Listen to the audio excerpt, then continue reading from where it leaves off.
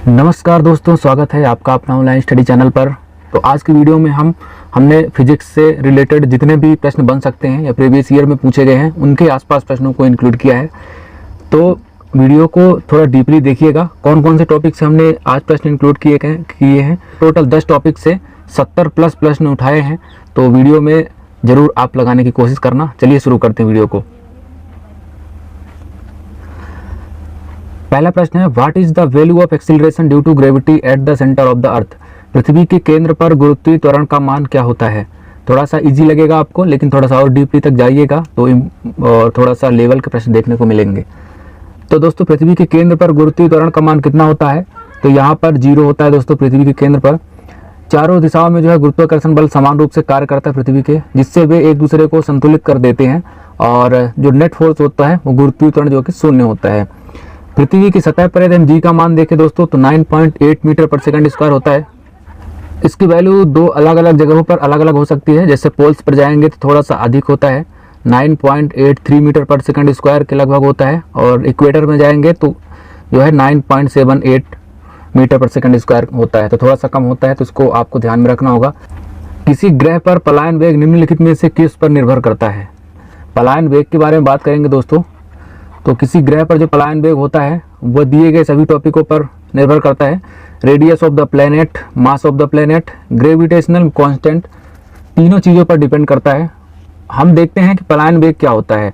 वह न्यूनतम वेग को कहते हैं जिससे कोई वस्तु जो है ग्रह के गुरुत्वाकर्षण क्षेत्र से बाहर निकल जाती है। वह वेग ग्रह के द्रव्यमान, त्रिज्या और गुरुत्वीय नियतांक पर निर्भर करता है। बात करेंगे दोस्तों पृथ्वी का पलायन वेग कितना है, तो 11.2 किलोमीटर पर सेकंड होता है। अगर इतनी स्पीड से यदि हम किसी चीज़ को फेंकेंगे तो पृथ्वी के गुरुत्वाकर्षण क्षेत्र से बाहर निकल जाएगा।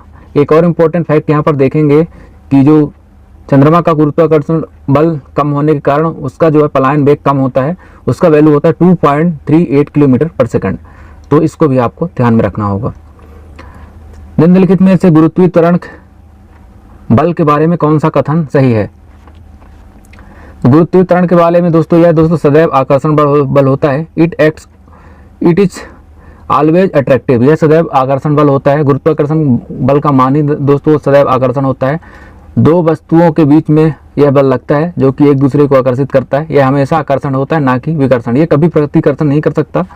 चुंबकीय बल दोस्तों प्रतिकर्षण होता है। यदि नॉर्थ को नॉर्थ से मिलाएंगे तो प्रतिकर्षण होगा, साउथ को साउथ से मिलाएंगे तो प्रतिकर्षण होगा। लेकिन गुरुत्वाकर्षण बल के बारे में बात करेंगे तो यह सदैव आकर्षण ही होता है, कभी प्रतिकर्षण नहीं करता है। यह न्यूटन के गुरुत्वाकर्षण नियम में समझाया गया है।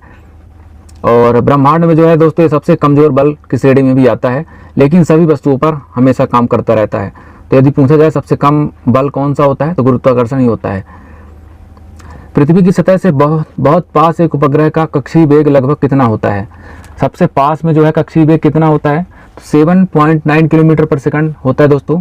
तो इसको आपको याद रखना होगा। सबसे पास वाली सतह पर उपग्रह का कक्षीय वेग वह न्यूनतम वेग है जिससे कोई उपग्रह जो है पृथ्वी की चारों ओर निकटतम परिक्रमा में स्थिर रहता है। इसे जो है लो अर्थ ऑर्बिट वेलोसिटी भी कहा जाता है। मतलब इससे कम यदि वेग से परिक्रमा करेगा ना तो वह पूर्ण घूर्णन नहीं कर पाएगा। यह जो सीमा निर्धारित करी गई है दोस्तों पृथ्वी से 400 किलोमीटर की ऊंचाई पर यह स्थित है, जहां पर जो है लो ऑर्बिट कक्ष होता है, जिसमें 7.9 किलोमीटर पर सेकंड की स्पीड से उपग्रह जो है चक्कर काटते हैं पृथ्वी का।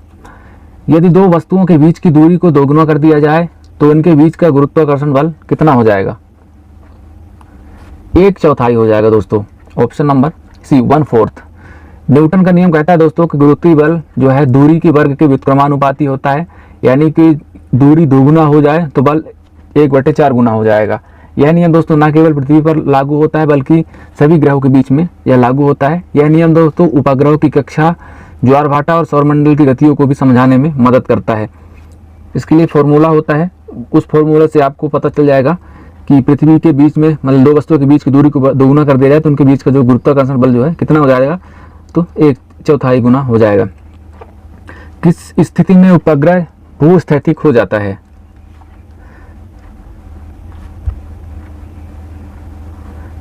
If it time period is 24 hours and orbits along the equator, जब वह भूमध्य रेखा के साथ 24 घंटे की अवधि में परिक्रमा करता है तब वह दोस्तों भूस्थैतिक उपग्रह कहलाता है। पृथ्वी के साथ साथ घूर्णन करता है, 24 घंटे में वो अपनी अवधि को पूरा करता है, तो भूस्थैतिक जियो स्टेशनरी सैटेलाइट कहलाता है। वो एक ही जगह पर, मतलब एक ही जगह को फोकस किए रहता है। ऐसे उपग्रह दोस्तों पृथ्वी की ऊंचाई से लगभग 35,786 किलोमीटर की स्थिति होते हैं और यह आमतौर पर संचार और मौसम के पूर्वानुमान की जानकारी देते हैं। तो ये दोस्तों जियो स्टेशनरी सैटेलाइट्स होते हैं। निम्नलिखित में से किसके पास सबसे शक्तिशाली गुरुत्वीय क्षेत्र होता है? किसके पास सबसे शक्तिशाली गुरुत्वीय क्षेत्र होता है दोस्तों? तो यहाँ पर ब्लैक होल के बारे में आपने कभी ना कभी सुना होगा। तो ब्लैक होल के पास जो है सबसे ज़्यादा गुरुत्वीय क्षेत्र होता है, क्योंकि ब्लैक होल का जो एक ऐसा क्षेत्र होता है जिसमें गुरुत्वीय शक्ति जो है इतना ज़्यादा होती है कि इसमें अगर प्रकाश भी चला जाए तो वह बाहर नहीं निकल पाता।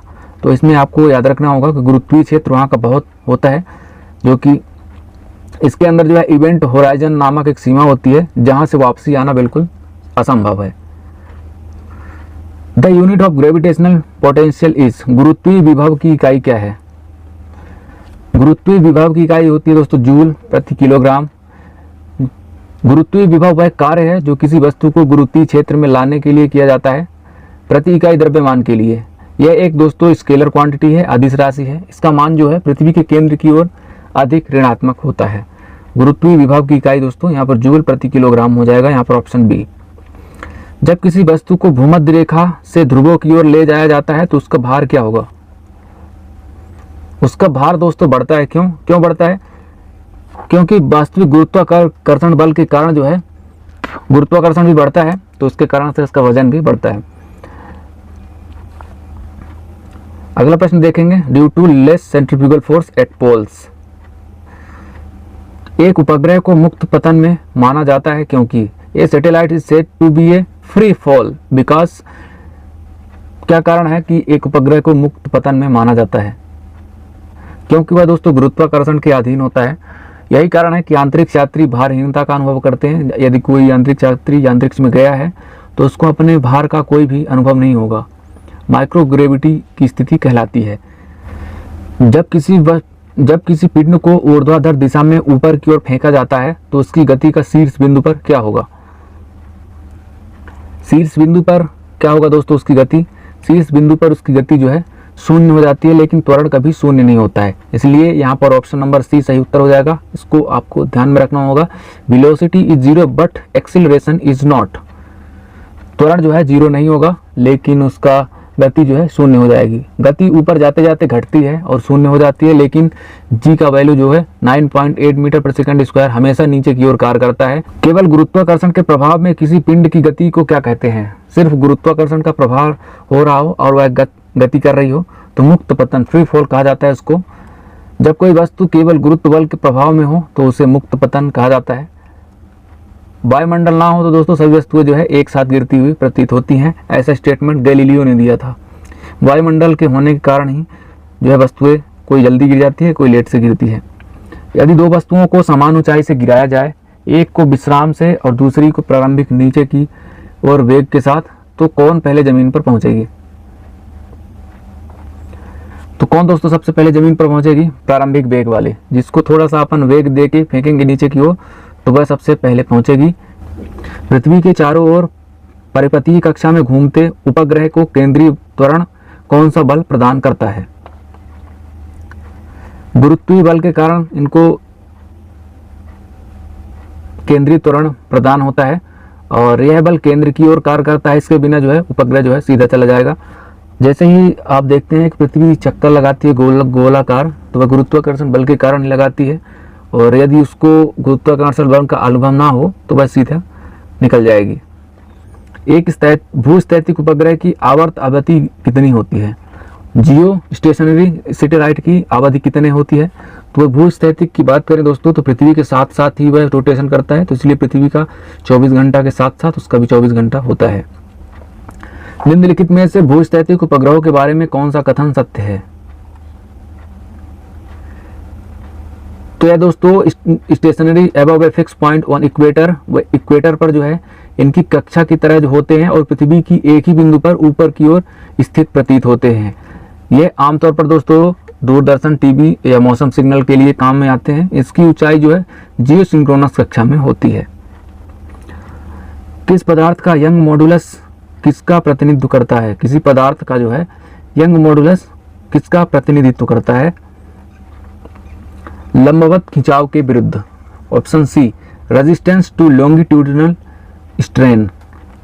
यह याद दर्शाता है कि कोई पदार्थ कितना ताकत जो है झेल सकता है बिना स्थायी विकृति के। इसका मात्रक देखेंगे दोस्तों तो न्यूटन प्रति मीटर स्क्वायर होता है, और यह गुणांक से सामग्री को कठोरता का पता चलता है। इस गुणांक से कौन कितना ज़्यादा कठोर है वो उतना ज़्यादा बल लगाएगा। When a material is said to be Hooke's law, किस स्थिति में किसी पदार्थ को हुक का नियम मानने वाला कहा जाता है? तो हुक का नियम मानने वाला दोस्तों किसको कहा जाता है? Option number C, when stress is directly proportional to strain. तनाव जो है डायरेक्टली प्रोपोर्शनल टू विकृति के होता है। जब तक पदार्थ अपनी प्रत्यास्थ सीमा में हो तो वह हुक का नियम कहलाता है। प्रत्यास्थ सीमा के बाद जो है पदार्थ में स्थायी विकृति आ जाती है। जैसे कोई वस्तु है, रबड़ को यदि इसकी विकृति सीमा से ज़्यादा खींच देंगे तो वह टूट जाती है। जैसे धातु, स्टील और पीतल इसके अच्छे नियम के उदाहरण है। इसको अगर खींचते जाएंगे अपनी विकृति जो है प्रत्यास्थ सीमा से अधिक इसको खींचा जाए तो वह अपना परिवर्तन कर देती है। ठोस पदार्थों के प्रत्यास्थता का मुख्य कारण क्या है? तो इसका मुख्य कारण दोस्तों होता है परमाणुओं के बीच आकर्षण बल, जो यहाँ पर inter atomic force of attraction. जब कोई ठोस विकृत होता है तो उसके परमाणुओं के बीच जो है आकर्षण बल उसे मूल स्थिति में लौटाते हैं। इसे इंटर एटॉमिक फोर्स कहते हैं। यही कारण है कि रबड़ जो है अधिक प्रत्यास्थ होती है। इंटर एटॉमिक फोर्स इसमें ज़्यादा होता है, अट्रैक्शन ज़्यादा होता है। इस कारण से इसमें जब कोई परिवर्तन लाया जाता है तो वह अपनी ठोस आकृति में फिर से वापस ले आता है। Elasticity arises due to inter atomic forces that resist displacement. एक ऐसा पदार्थ जो विकृत होने के बाद अपनी मूल अवस्था में वापस नहीं आता उसे क्या कहा जाता है? अभी हमने देखा दोस्तों, उसको प्लास्टिक बोला जाता है कि प्लास्टिक पदार्थ विकृति के बाद स्थायी रूप से अपने आकार में बदलाव कर सकता है। प्लास्टिक जो है हमेशा पदार्थों की प्रत्यास्थ सीमा शून्य होती है। इसके गुण को प्लास्टिसिटी कहा जाता है। तापमान का पदार्थ में प्रत्यास्थता गुणांक पर क्या प्रभाव पड़ता है? प्रत्यास्थता गुणांक पर तापमान बढ़ने से उसकी प्रत्यास्थता जो है घटती है। तो इसको आपको याद रखना होगा। It decreases with temperature. तापमान बढ़ने पर प्रत्यास्थता घटती है। तापमान बढ़ने से जो है उसके अणुओं की गति जो है बढ़ती है और बंधन उसके बीच बॉन्ड जो बने होते हैं वह कमजोर हो जाते हैं, जिससे प्रत्यास्थता घटती जाती है। यही कारण है कि धातुएं जो है गर्म होकर नरम हो जाती है और इससे तापीय प्रभाव थर्मल इफेक्ट कहा जाता है। निम्नलिखित में से कौन सा तापमान पैमाना नकारात्मक मान नहीं दिखाता है? मतलब कौन सा टेम्परेचर स्केल्स है जो निगेटिव वैल्यूज को नहीं दर्शाता है? केल्विन स्केल जो है नहीं दर्शाता है दोस्तों, क्योंकि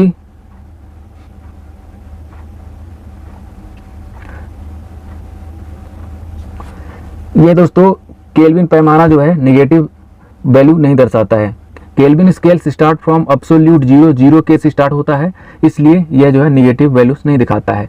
तो इसकी स्केल्स जो है जीरो से होती है, माइनस से नहीं स्टार्ट होती है, इसलिए जीरो नहीं होता इसमें। वह तापमान जहां सेल्सियस और फ़ारेनहाइट पैमाना समान मान प्रदर्शित करते हैं वह है। ये कई बार पूछा जा चुका है प्रश्न। आपने चैनल को सब्सक्राइब नहीं किया है तो प्लीज़ सब्सक्राइब कर लीजिए ताकि अगली वीडियो की भी अपडेट मिलती रहे। वीडियो अच्छा लग रहा हो तो लाइक कर दीजिएगा और कमेंट करके अपनी राय बताइएगा।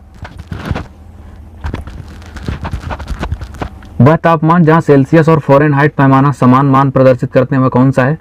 एट -40 डिग्री सेल्सियस में सेल्सियस और फ़ारेनहाइट दोनों बराबर हो जाते हैं। तो यह एक सैद्धांतिक ताप है जिसका प्रयोग में कम देखा जाता है, और -40 डिग्री को यदि सेल्सियस और फ़ारेनहाइट में रखेंगे तो दोनों समान वैल्यू प्रदर्शित करेंगे। कौन सा थर्मामीटर तापमान के साथ विद्युत प्रतिरोध में परिवर्तन के सिद्धांत पर आधारित होता है? तो यह दोस्तों आधारित होता है option C, resistance thermometer. Resistance thermometer क्या होता है? धातु जैसे प्लेटिनम का प्रतिरोध तापमान के साथ बढ़ता है जिससे ताप मापा जाता है। इसे RTD भी कहा जाता है, रेजिस्टेंस टेम्परेचर। रेजिस्टेंस थर्मामीटर की बात करें दोस्तों तो रेजिस्टेंस टेम्परेचर डिटेक्टर भी इसको कहा जाता है। इसका उपयोग जो है इंडस्ट्रियल क्षेत्रों में ताप मापने के लिए किया जाता है। निम्नलिखित में से कौन सी एक तापमात्रीय मात्रकीय गुणधर्म है, थर्मोमेट्रिक प्रॉपर्टी है। कौन सा है दोस्तों इसमें? ऑप्शन डी सभी है। गैस का आयतन बढ़ता है ताप के कारण ही, और तार का प्रतिरोध भी ताप के कारण जो है बढ़ता है। विद्युत प्रेरक बल इसमें भी इफेक्ट करता है, इसलिए ऑल ऑफ द अबव सही उत्तर हो जाएगा। सेल्सियस पैमाने पर निश्चित निम्न बिंदु क्या है? तो सेल्सियस पैमाने पर जो सबसे कम वाला बिंदु होता है दोस्तों वह 0 डिग्री सेल्सियस पर होता है। Freezing point of water, 0 degree Celsius जो है हिमांक बोला जाता है फ्रीजिंग पॉइंट, और 100 डिग्री सेल्सियस क्वथनांक बॉइलिंग पॉइंट बोला जाता है। यह स्केल के बारे में बात करें तो एंडर्स सेल्सियस के द्वारा प्रस्तावित किया गया है, तो इसको आपको याद रखना होगा। निम्नलिखित में से कौन सा पदार्थ ऊष्मा का सबसे अच्छा चालक होता है? कॉपर जो है ऊष्मा का सबसे अच्छा चालक होता है, तो आपको इसको याद रखना होगा। किस ऊष्मा संचरण की विधि में माध्यम की कोई भूमिका नहीं होती है? तो रेडिएशन के लिए कोई माध्यम की भूमिका नहीं होती है, इसमें ऊष्मा जो है विकिरण के माध्यम से पहुंचती है, तो आपको इसको याद रखना होगा। चालकता द्वारा ऊष्मा संचरण की किस दर पर निर्भर करती है? तो यह दोस्तों ऑप्शन डी सभी पर करती है। ऊष्मा का संचार क्षेत्रफल, तापांतर, टेम्परेचर डिफरेंस और चालक की लंबाई पर निर्भर करती है। इसे फूरियर्स लॉ के द्वारा व्यक्त किया जाता है। फूरियर्स लॉ जिसको बोला जाता है Q = KA del T अपान L, इसको आपको थोड़ा सा ध्यान में रखना होगा। स्टीफन बोल्ट्जमैन नियतांक के अनुसार किसी कृष्णपिंड द्वारा ब्लैक बॉडी के द्वारा प्रति इकाई क्षेत्र में उत्सर्जित ऊर्जा किसके समानुपाती होती है? तो यह दोस्तों स्टीफन बोल्ट्जमैन का फॉर्मूला होता है E = T⁴, जहाँ पर T जो है होता है एब्सोल्यूट टेम्परेचर बोला जाता है, तो चौथी घात पर होता है स्टीफन बोल्ट्जमैन कांस्टेंट। इसका प्रयोग सौर विकिरण मापन के लिए किया जाता है, मतलब थर्मल रेडिएशन से जुड़ा हुआ है ये। तो E = T⁴। ऊष्मा विकिरण का सबसे अच्छा अवशोषक और उत्सर्जक कौन सा पृष्ठ होता है? तो यह दोस्तों होता है खुरदुरी सतह या काली सतह। खुरदुरी और काली सतह पर सबसे ज़्यादा ऊष्मा अवशोषित होती है, क्योंकि यह ब्लैक बॉडी इसी सिद्धांत पर काम करती है जो कि अभी हमने ऊपर देखा E = T⁴। थर्मल एक्सपेंशन से रिलेटेड हम देखते हैं प्रश्न को। निम्नलिखित में से कौन सा पदार्थ समान ताप वृद्धि पर सबसे अधिक फैलता है? अगर सभी जगह एक ही तापमान दिया जाए तो सबसे ज़्यादा किसमें प्रसार होगा? तो गैसों में सबसे ज़्यादा प्रसार होगा दोस्तों।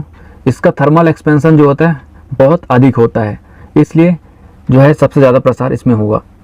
रेखीय विस्तार गुणांक का इकाई क्या होती है? The unit of coefficient of linear expansion is. तो लीनियर एक्सपेंशन की जो इकाई होती है पर डिग्री सेल्सियस होता है, इसको बोला जाता है डिग्री सेल्सियस इनवर्स पर डिग्री सेल्सियस। डेल L अपान L इंटू डेल टी इसका फॉर्मूला होता है, तो L से L कैंसिल हो जाएगा तो 1 अपान डेल टी बचेगा, इसलिए टेम्परेचर होता है पर डिग्री सेल्सियस। यह वह पदार्थ की मात्रा होती है जो थर्मल प्रतिक्रिया को दर्शाती है, तो आपको इसको थोड़ा सा ध्यान में रखना होगा। कौन सा उपकरण द्रव के ऊष्मीय विस्तार के सिद्धांत पर आधारित होता है? द्रव का ऊष्मीय विस्तार के बारे में पूछा गया दोस्तों, तो पारे का थर्मामीटर जो होता है, थर्मामीटर में जो पारा डाला होता है वो द्रव का ही होता है, और गर्मी पानी के कारण वो एक्सपैंड होता है, तो इसलिए 0 से 100 डिग्री सेल्सियस तक ये काम करता है और थर्मल एक्सपेंशन में काम में आता है ये।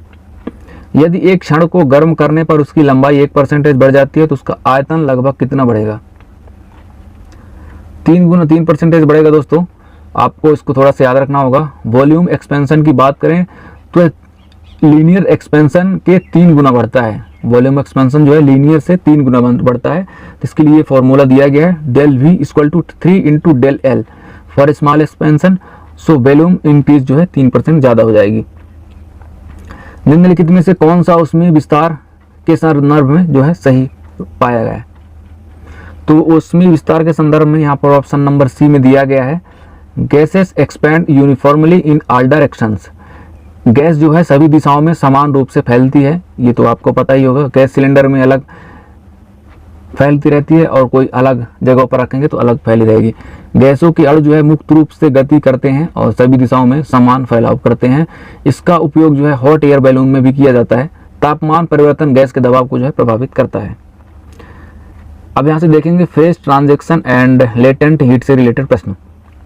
वह प्रक्रिया के दौरान, किस प्रक्रिया के दौरान पदार्थ का तापमान अपरिवर्तित रहता है जबकि उसमें ऊष्मा जोड़ी जाती है? ऊष्मा जोड़े जाने पर यानी ऊष्मा को ऐड करने पर उसमें जो है तापमान अपरिवर्तित रहता है, तो उसको क्या बोला जाता है? गलन बोला जाता है, मेल्टिंग पॉइंट बोला जाता है। फेज ट्रांजिशन में दी गई ऊष्मा जो है अणुओं को जोड़ने या तोड़ने में काम लगती है, ताप इसका नहीं बढ़ता है। इसको ही लेटेंट हीट बोला जाता है। जैसे बर्फ को पानी में बदलने के दौरान यह लागू होता है। जैसे बर्फ को आप थोड़ी सी गर्म करेंगे तो कुछ डिग्री सेल्सियस तक वो जो है अपनी अवस्था परिवर्तित नहीं करेगा, लेकिन हीट जो है उसमें अब्जॉर्ब करेगा। गुप्त ऊष्मा को किस रूप में परिभाषित किया गया है? तो गुप्त ऊष्मा को दोस्तों option B, heat required to change the phase of a unit mass without changing its temperature. बिना ताप परिवर्तन के अवस्था परिवर्तन के लिए आवश्यक ऊष्मा को ही गुप्त ऊष्मा यानी लेटेंट ऊष्मा के नाम से जाना जाता है। इसको अभी हमने देखा। The latent heat of vaporisation of water is highest because जल का वाष्पीकरण गुप्त ऊष्मा सबसे अधिक क्यों होती है? क्यों होती है दोस्तों? क्योंकि water has strong hydrogen bonding. पानी का जो है हाइड्रोजन बॉन्डिंग बहुत ज़्यादा होती है, जिसकी वजह से जो है वाष्पीकरण की गुप्त ऊष्मा इसमें सबसे अधिक होती है। मतलब 2260 किलो जूल प्रति किलोग्राम होती है। तो इसको आपको याद रखना होगा। Strong hydrogen bond require more energy to break, hence high latent heat. जो हाई हाइड्रोजन बॉन्ड होते हैं, स्ट्रॉन्ग तरीके से बंधे हुए होते हैं, तो बहुत ज़्यादा एनर्जी की रिक्वायरमेंट करते हैं टूटने के लिए, इसलिए बहुत ज़्यादा लेटेंट हीट का उपयोग इसमें होता है।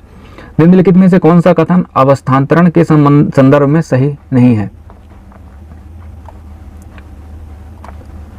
तो है दोस्तों option C, no temperature change occurs during a phase transition. मतलब कोई टेम्परेचर बदलाव नहीं होता है फेज ट्रांजिशन के लिए, अवस्था परिवर्तन के लिए जो है कोई टेम्परेचर चेंज नहीं होता है। तो यह कथन यहाँ पर सही होगा। जब भाप में गुप्त ऊष्मा हटाई जाती है तो क्या होता है? Steam turns into water. भाप से जो है गुप्त ऊष्मा हट जाती है, उसके बाद जो है स्टीम जो है भाप पानी में बदलने लगती है। Removing latent heat from steam causes condensation. Vapour जो है लिक्विड में कन्वर्ट होने लगता है। थर्मोडायनेमिक्स से हम प्रश्न देखते हैं, निम्नलिखित में से कौन सा नियम तापमान की अवधारणा को परिभाषित करता है? तो तापमान की अवधारणा को परिभाषित कौन सा नियम करता है? ऊष्मा गतिकी का जीरोथ नियम, जीरोथ लॉ ऑफ थर्मोडायनेमिक्स यह परिभाषित करता है। Zeroth law states that if two system are in thermal equilibrium with a third system they are in equilibrium with each other defining the concept of temperature. तो आपको इसको इतना ज़्यादा याद रखने की जरूरत नहीं है। यदि शून्यवा नियम पूछा जाए तो किस पर निर्धारित है? तापमान की अवधारणा को परिभाषित करता है शून्यवा नियम, ऊष्मागतिकी का शून्यवा नियम। ऊष्मागतिकी का पहले नियम के बारे में बात करें दोस्तों तो ऊर्जा संरक्षण के नियम पर आधारित है। और समतापिक आइसोथर्मल प्रक्रिया में क्या होता है? तो इसमें दोस्तों तापमान जो है स्थिर रहता है। आइसोथर्मल प्रक्रिया में जो है तापमान स्थिर रहता है। इसके अलावा हम बात करें कौन सी प्रक्रिया नियत दाब पर होती है, तो नियत दाब पर कौन सी प्रक्रिया होती है दोस्तों? आइसोबैरिक नियत दाब पर होती है। और कार्नोट इंजन की दक्षता किस पर निर्भर करती है? तो कार्नोट इंजन की दक्षता जो है स्रोत और सिंक का तापमान पर निर्भर करती है, temperature of source and sink. Sound से देखते हैं प्रश्न दोस्तों, वायु में ध्वनि की गति पर सबसे अधिक प्रभाव किसका पड़ता है? तो वायु में ध्वनि की गति का सबसे अधिक प्रभाव जो है तापमान का पड़ता है। तापमान में परिवर्तन के कारण जो है ध्वनि में भी परिवर्तन होता है, या तो वह ज़्यादा हो जाएगी या तो कम हो जाएगी। The speed of sound increases with the increases in temperature because molecular moves faster at higher temperature. यहाँ पर कहा गया है कि साउंड जो है तापमान बढ़ने के साथ साथ बढ़ती है, क्योंकि तापमान बढ़ने से मॉलिक्यूल्स जो होते हैं वो ज़्यादा फास्ट तरीके से मूव करते हैं, इसलिए यहाँ पर जो है ध्वनि की स्पीड भी ज़्यादा बढ़ती है। ध्वनि तरंगों का अवरोधों के चारों ओर मुड़ने की प्रक्रिया को क्या कहा जाता है? The phenomena of bending of sound waves around obstacles it's known as. क्या कहा जाता है दोस्तों? सी, अपसरण बोला जाता है इसको, बेंडिंग होने की प्रक्रिया को। Diffraction occurs when sound waves pass around obstacle and spread out. The unit of frequency is, आवृत्ति की इकाई क्या होती है दोस्तों? तो यहाँ पर इजी क्वेश्चन है, हर्ट्ज जिसकी इकाई होती है 1 साइकिल पर सेकंड। आवृत्ति के कारण ही स्वर और पिच तय किया जाता है। Frequency is measured in hertz when 1 hertz equal to 1 cycle per second. निम्नलिखित में से कौन सा तत्व ध्वनि की स्वर और पिच को प्रभावित नहीं करता है? तो यह दोस्तों एम्पलीट्यूड के कारण जो है पिच और स्वर जो है प्रभावित नहीं होता है। इसके अलावा फ्रीक्वेंसी, टेम्परेचर और मीडियम के कारण जो है पिच प्रभावित हो जाते हैं। ध्वनि की तीव्रता को नापने की इकाई कौन सी है? डेसिबल है। इसको तो आपने कई बार पढ़ लिया होगा, पढ़ के थक गए होंगे।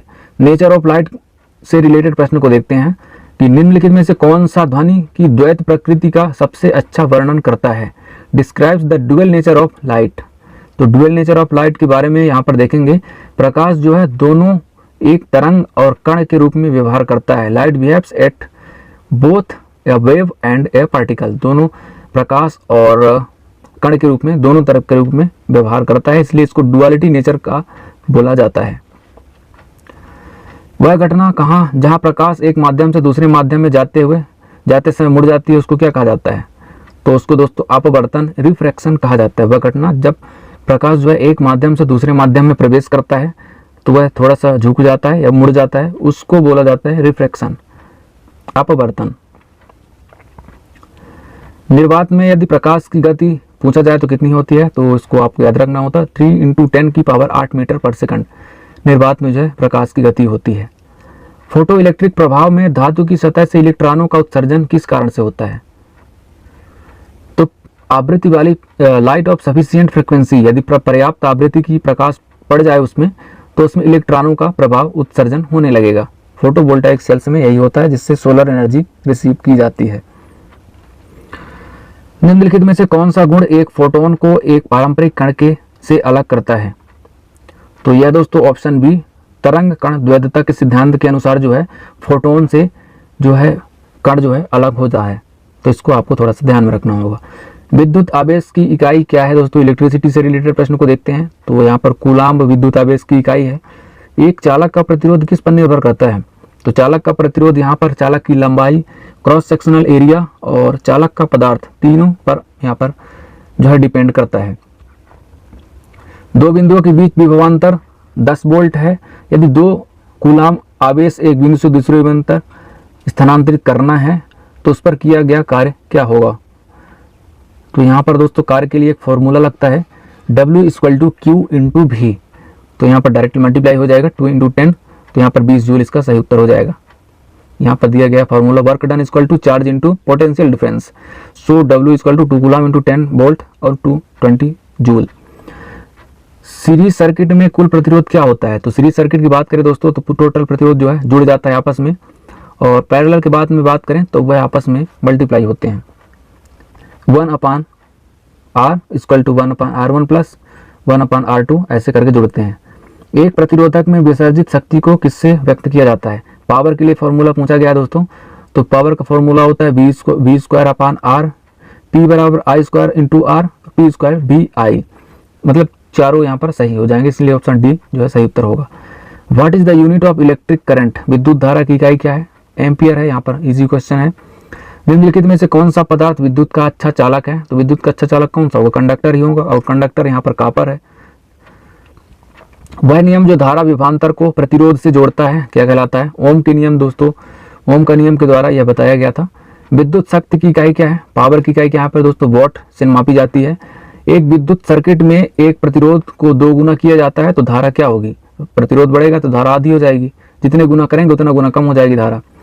इसके बाद हम इनोवेशन से रिलेटेड देखेंगे यहाँ पर। तो यहाँ पर इसको आपको स्क्रीनशॉट ले लेना है। हमने इसमें इंक्लूड किया है कि इनोवेशन किसने किया है, इन्वेंटर कौन है और किस लिए किया गया है।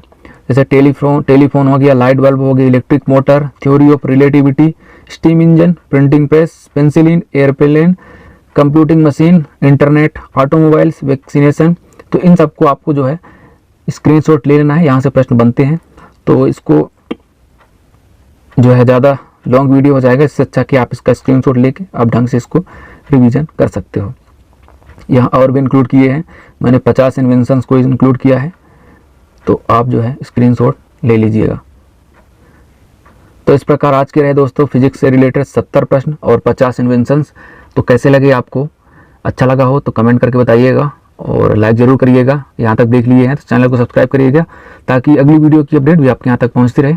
और अगली वीडियो में हमने केमिस्ट्री के पूरे टॉपिक्स को इंक्लूड किया है, तो ज़रूर देखिएगा। वीडियो देखने के लिए धन्यवाद। जय हिंद।